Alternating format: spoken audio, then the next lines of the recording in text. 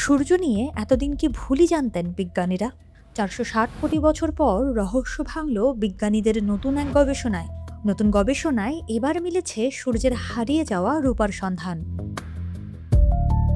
দীর্ঘদিন ধরে বিজ্ঞানীদের ভাবিয়ে তুলেছিল সূর্য ও প্রাচীন উল্কাপিণ্ডের মধ্যে রূপার পরিমাণের অমিল।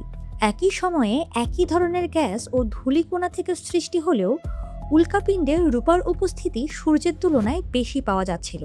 অবশেষে সেই রহস্যের সমাধান করেছেন একদল গবেষক।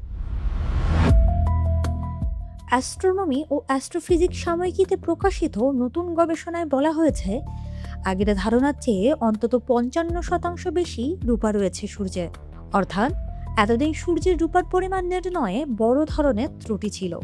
গবেষকদের মতে সূর্যের বায়ুমণ্ডল দিয়ে আলো যাওয়ার সময় যে বর্ণালী রেখা তৈরি হয়, সেটি বিশ্লেষণের আরও উন্নত পদ্ধতি ব্যবহার করেই এই নতুন তথ্য পাওয়া গেছে।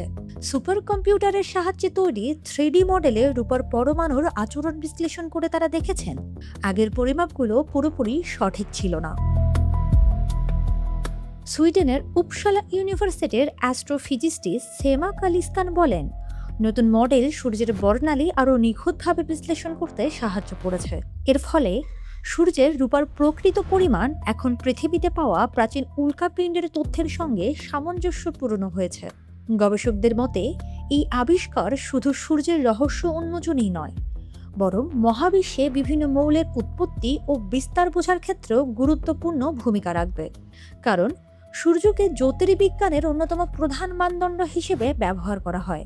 ফলে নতুন এই তথ্য ভবিষ্যতে নক্ষত্র, গ্রহ ও মিল্কি ওয়ে গ্যালাক্সির বিবর্তন নিয়ে গবেষণাকে আরও নিখুঁত করতে সহায়তা করবে।